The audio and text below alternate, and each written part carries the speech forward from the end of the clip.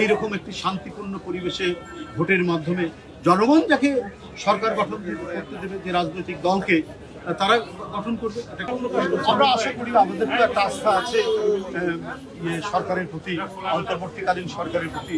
তারা জনগণের সমর্থিত একটি সরকার, কিন্তু নির্বাচিত নয়। তারা একটা অবাধ সুষ্ঠু নির্বাচন নিশ্চিত করার জন্য যা যা করা দরকার সেই পদক্ষেপগুলো তারা গ্রহণ করবে, সেই পন্থাগুলো তারা গ্রহণ করবে। দলের পক্ষ থেকে আমাদের যারা নেতৃবৃন্দ গিয়েছিলেন এগুলো সহ আরও নানা বিষয় আলোচনা করেছেন, কারণ প্রত্যেকেরই সম্মতিতে এই সরকার। তারা সেই বিষয়গুলি বিবেচনা করে তারা যাতে খুব দ্রুত সময়ের মধ্যে একটা অবাধ সুষ্ঠু নির্বাচন করা যায়, এবং এর আগে যে সমস্ত সংস্কারের প্রতিশ্রুতি দিয়েছেন অন্তর্বর্তীকালীন সরকারের প্রধান উপদেষ্টা, সেই প্রতিশ্রুতিগুলো যে প্রয়োজনীয় যে সংস্কারগুলো করা যায়, বিচার বিভাগ, তারপরে হচ্ছে নির্বাচন কমিশন, অর্থাৎ মানে গণতন্ত্র তো শুধু নির্বাচন নয়, গণতন্ত্র আরও কিছু শর্ত আছে। এমন বিষয়টা হচ্ছে যে জনমতের উপর ভিত্তি করে সরকার এই কারণে আমরা নির্বাচনের কথা বলছি। তো তার সাথে সংশ্লিষ্ট যে সমস্ত বিষয়গুলো সেগুলো সংস্কার করে দ্রুত গতিতে সংস্কার করে এখনো আমরা যে বক্তব্য দিয়েছি সেখানে বলেছে যে যেমন ধরুন সচিব এই ব্যক্তিটি কাতারের অ্যাম্বাসেডর ছিলেন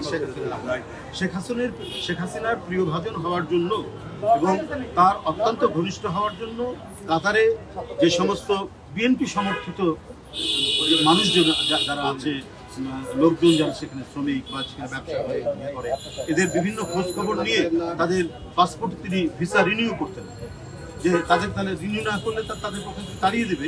এই ধরনের নিষ্ঠুর আচরণগুলো এই পররাষ্ট্র সচিব করেছে। তাকে যদি অন্তর্বর্তীকালীন সরকারের পররাষ্ট্র মন্ত্রণালয়ের মতো একটি গুরুত্বপূর্ণ মন্ত্রণালয় যদি তাকে সচিব করা হয়, তাহলে তো সে তো এই যে স্পিরিট, এই যে ১,৫০০-এর বেশি ছাত্র জনতা যে মারা গেল, তাদের যে বৈপ্লবিক যে অবদান, যে চেতনা তারা তৈরি করেছে, সেই চেতনার পরিপন্থী লোক, সে একটা ফ্যাসিস্টকে করেছে, সহায়তা করেছে।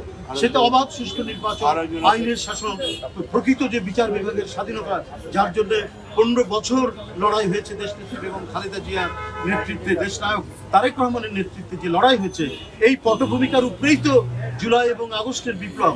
তা আমাদের এতদিনের যে আত্মদান, এত যে রক্ত ঝরা আন্দোলন, সেই আন্দোলনের প্রতি তো বিশ্বাসঘাতকতা করা হবে যদি অন্তর্বর্তীকালীন সরকারের গুরুত্বপূর্ণ জায়গাগুলোতে শেখ হাসিনার সহযোগী, তার ফ্যাসিজমের সহযোগী এই সমস্ত ব্যক্তিদেরকে যদি সেখানে জায়গা দেওয়া, অর্থাৎ জায়গা দেওয়া হয়, তাড়াতাড়ি অপসারণ করে নির্বাচন না দিলে তো আসলে বিজয়টা ব্যর্থ হবে। সেটা তো নিঃসন্দেহে মানে বাধাগ্রস্ত হবে। এই লোকগুলোই নানা ধরনের কৌশল করবে, এবং যে সমস্ত পুলিশ কর্মকর্তা আমরা জানতে পারছি যারা এই আয়নাঘর, গুম, খুনের সাথে জড়িত, তাদেরকেও নানাভাবে বিভিন্নভাবে পুনর্বাসন করা হচ্ছে, আমরা সেটা জানি।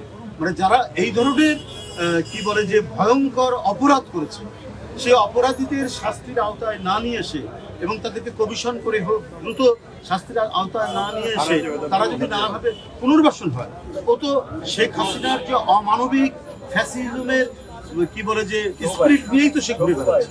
সে তো সত্যিকারের একটা প্রকৃত গণতন্ত্র যেখানে জনমতের প্রতিফলন ঘটবে, তো সেই কাজটা তো তারা করবে। সুতরাং এই কথাগুলোই আমি এখানে বলেছি, আরো কথা বলেছি। তো এটাই হলো আমাদের মূল বক্তব্য। দ্রুত নির্বাচনটা আসলে এই কারণেই দেওয়া উচিত।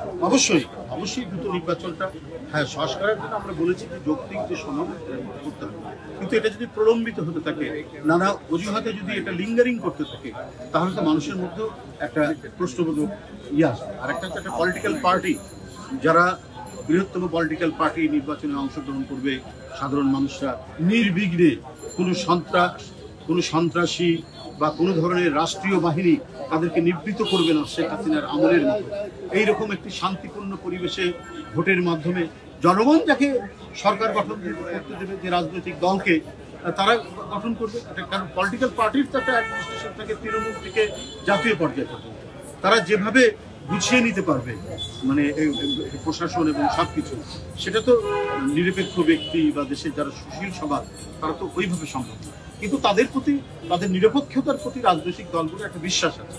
তো সেই বিশ্বাসটা তাদেরকে ধারণ করে যে যতটুকু সংস্কার করা দরকার, সংস্কার করে দ্রুত নির্বাচনের ব্যবস্থা করতে